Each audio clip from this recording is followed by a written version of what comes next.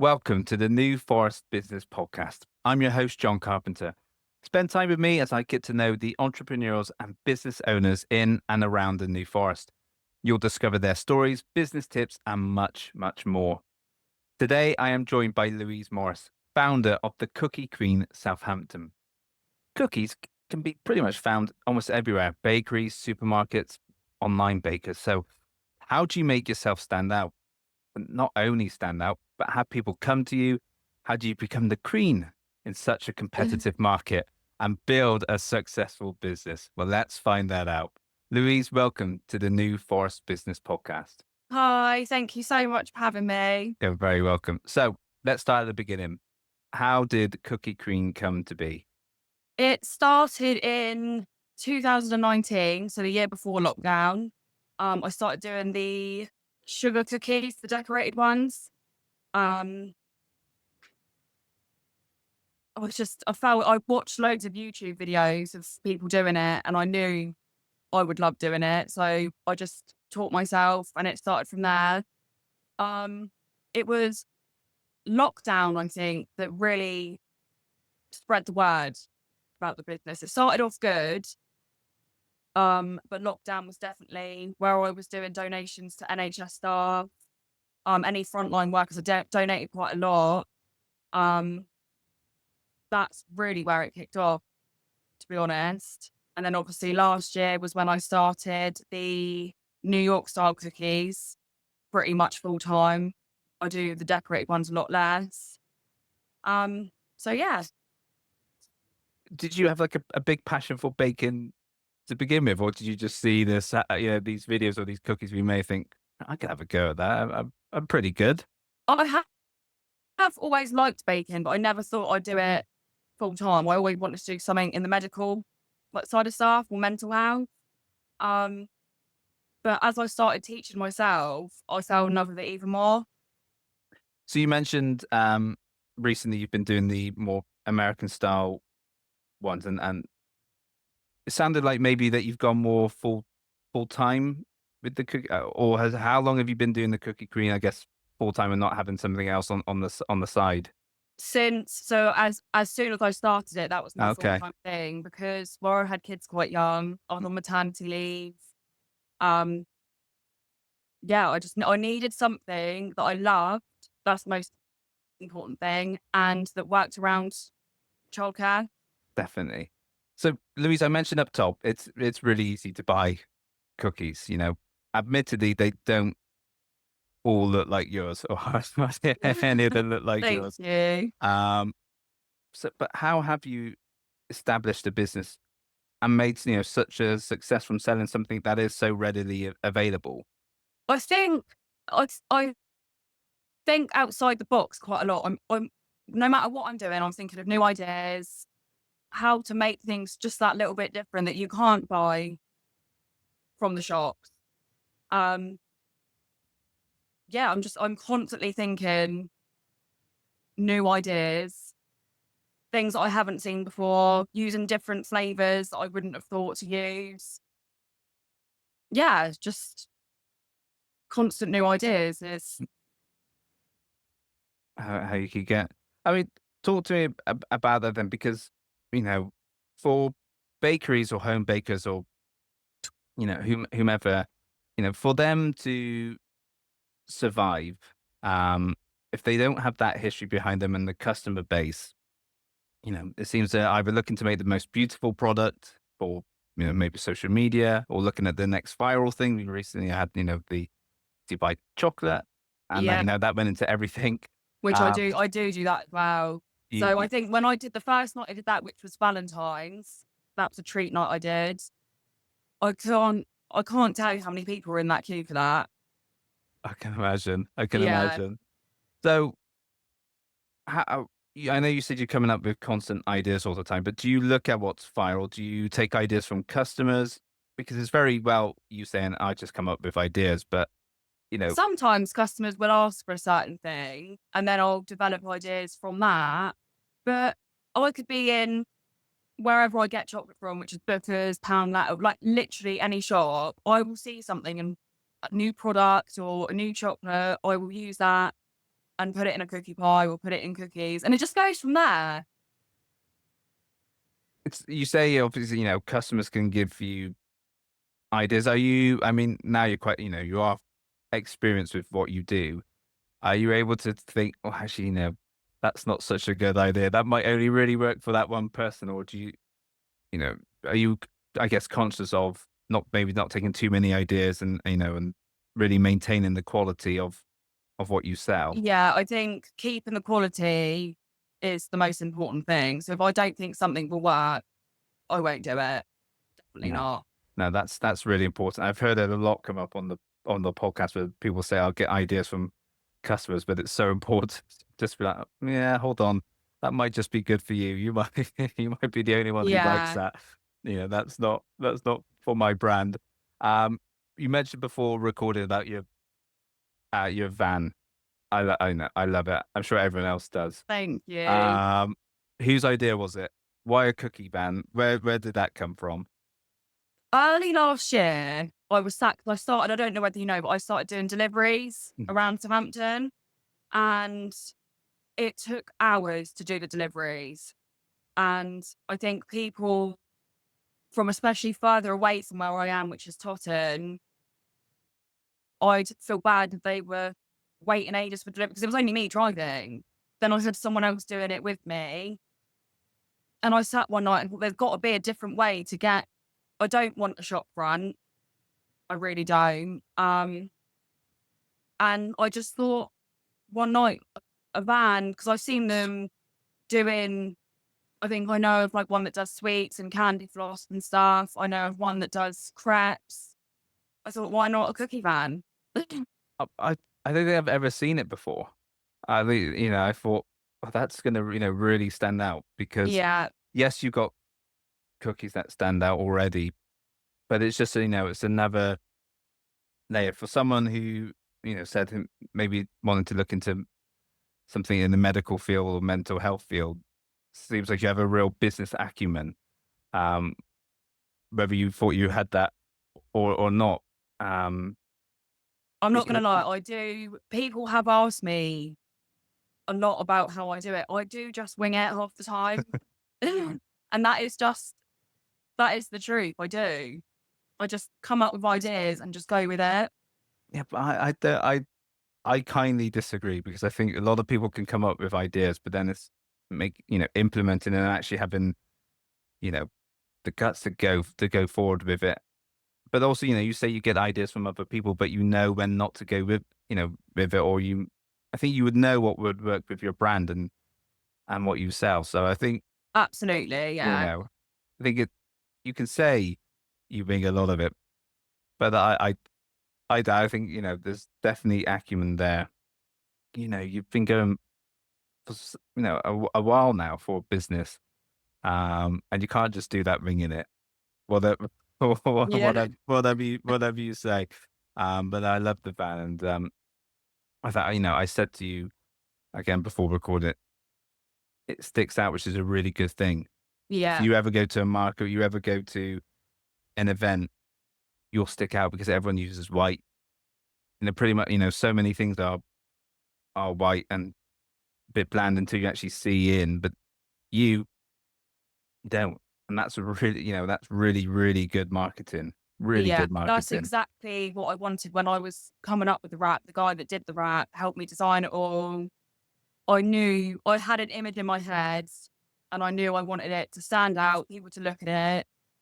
But that's what my food inspector said. He said he's never seen anything like it and he really liked it, which is good.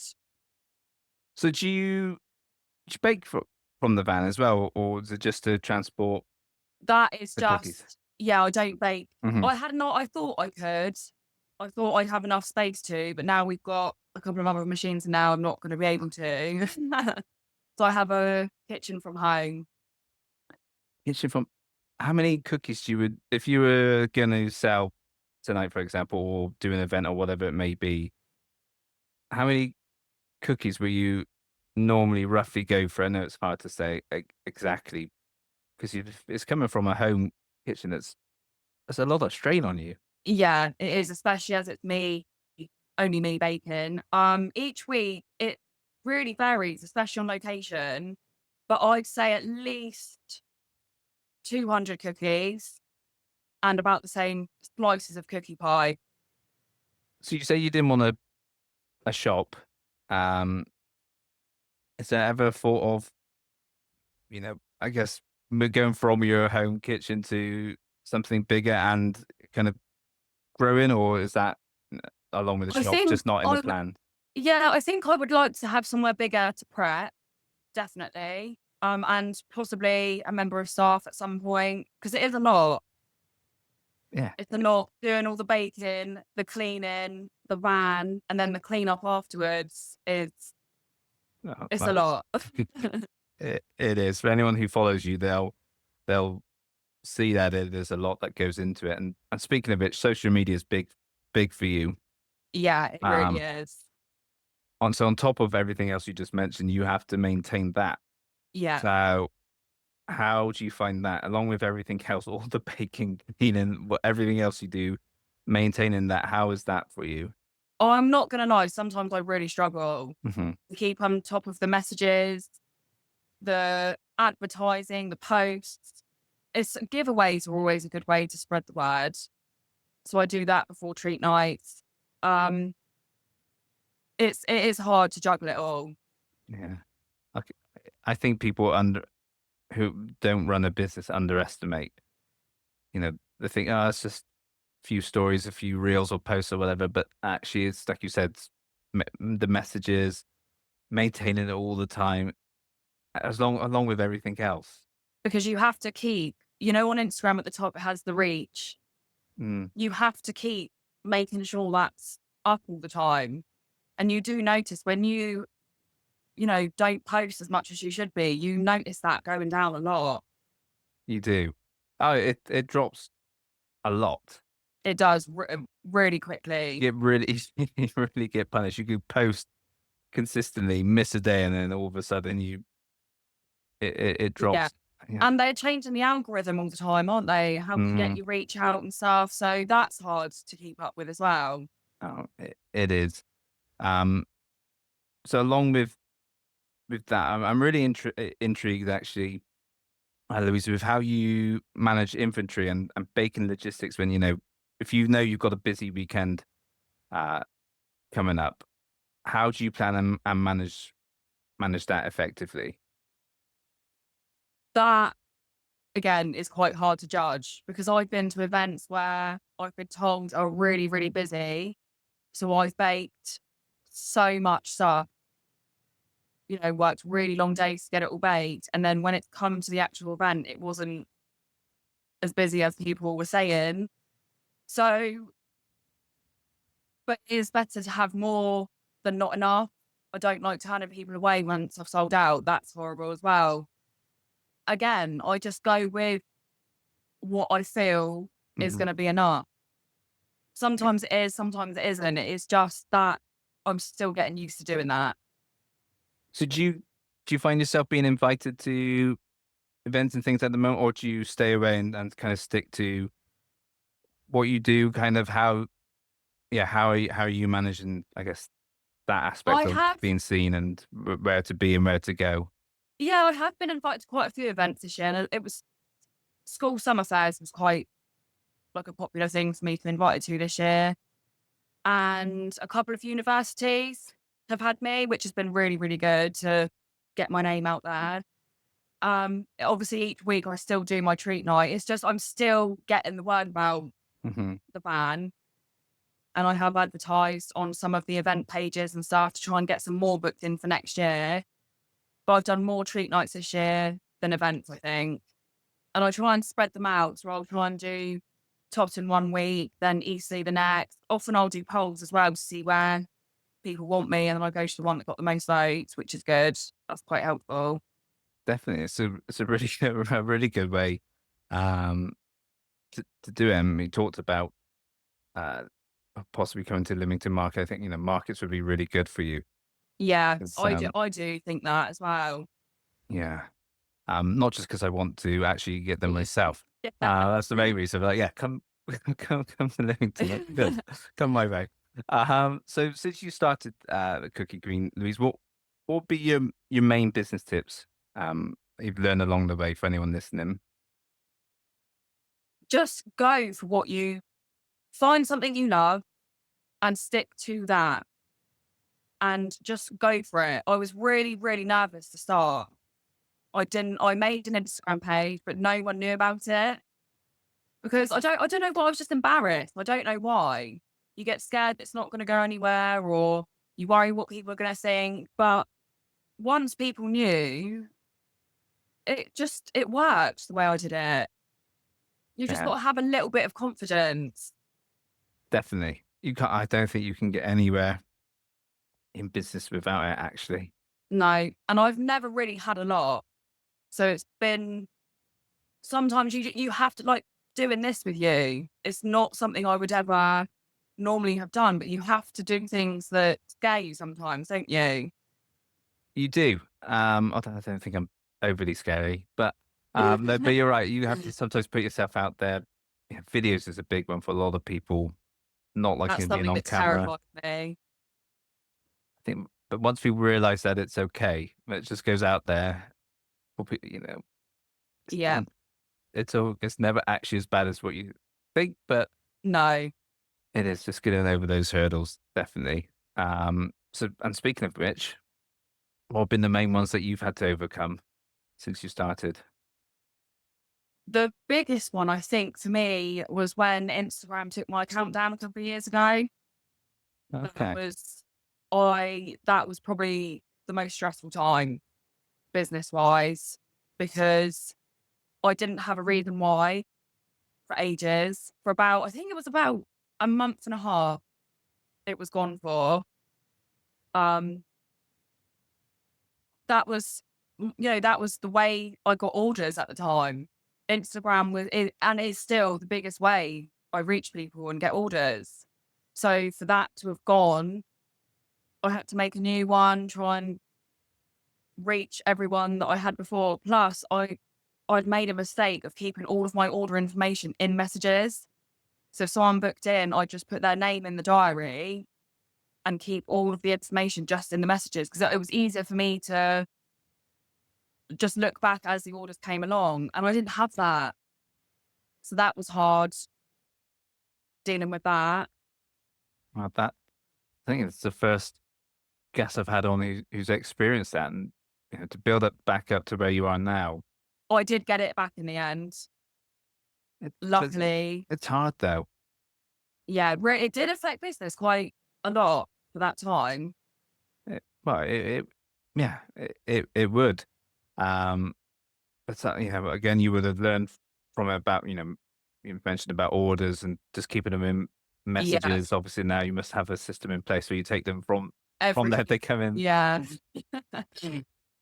Are Yeah. you on, are you on TikTok? Because you remind me of someone I've seen on TikTok when they do home bakers and they said, I think, yeah, I'm thinking Louise she would be a cookie queen of TikTok. I am on TikTok. I don't sell on TikTok though. I just post videos of cookie pies being cut.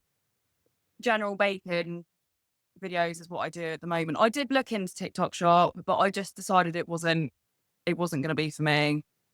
No, that's fair enough. I think, sometimes it's not actually a bad thing to stick to what you know, especially if it's working well, Yeah. um, and generating enough and doing what you need to. Sometimes you can overstretch yourself and Which is what I don't want to do because I want the quality Mhm. of all my products to stay the same. Once you get bigger and bigger, they don't, I don't think. No, I think you're right, and especially with baking because it's so exact. You can wing it when you're cooking a meal pretty, more often than not, but with baking you can't. Yeah. You might be able to go a few grams over here or there with certain things, but if you it can go really wrong. Yeah. And You know, I agree with you. That's why I like small bakeries, in a village or in a town, and whether it's Yeah. or something like you, where it's just a one person go to place, so the quality is going to be good. They haven't Yeah. overstretched themselves. They haven't opened too many bakeries or whatever it might be. So that more often than not, it's going to be really, it's going to be really Yeah. good.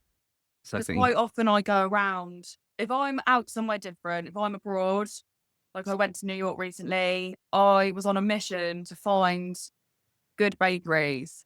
So we were trying every sweet treat we could. And a lot, like you said, the bigger ones, mm, you really expect them to be amazing. And sometimes where they're too big, commercialized, they're not as good as what you'd expect. yeah, I completely agree. So I think, it's a wise decision to, for you, yes, you've got the marketing really good. Yes, you've got social media. Yes, you've got the van. But if your quality of cookies dropped, that's you Yeah. done. Because word would Yeah. spread around, people would hear, people would stop buying, you're done. You want the repeat customers, which I'm really grateful to have. I've got the best customers and I see a lot of people at most of my treat nights sometimes. There's a few that come regularly, which is lovely. I love Mm, it.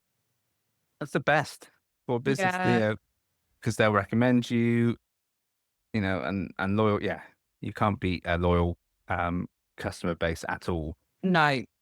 So, Louise, since you started, what's been the main standout highlights for you? I think getting this new van that I've just got has got to be the best bit for me, I think. I'm really proud of myself for doing it, coming up with all the ideas and putting it into actually making it happen. Yeah, no, it's it's really cool. Like I said, I love it. I think it's really clever and really smart of you, um, you know, to do it. So Thank yeah, you. no, really good. So looking ahead then for the rest of 2025, because crikey, we're already in August. Yeah. What's in store for you and your business looking ahead? I think getting the word out more is now the goal for me and possibly stretching outside of Southampton. I've had a couple of messages from people that want me to go to places like Portsmouth, Andover. People have asked me to go there. I can't yet because I haven't got the word out. Mm, It doesn't make sense traveling that far, but I think that's a goal, spreading the word, doing some bigger events I'd like to do as well. yeah, well, hopefully you can, because I think you continue to do really well. So hopefully you can get that word out, and more people want you to come here or there, and yeah, hopefully that works out for you. But before I let you go, Louise, for anyone looking to find you, where do they need to go? So I work it as each week I post on my Facebook and Instagram of each location. If there's an event, that'll be posted as well. I am based in Totton, so I do collections for whole cookie pies and the giant cookies can be custom ordered. Every Wherever else I am is found on social media. Amazing. Brilliant. Louise, thank you so much for being on the podcast today. Thank you for having me.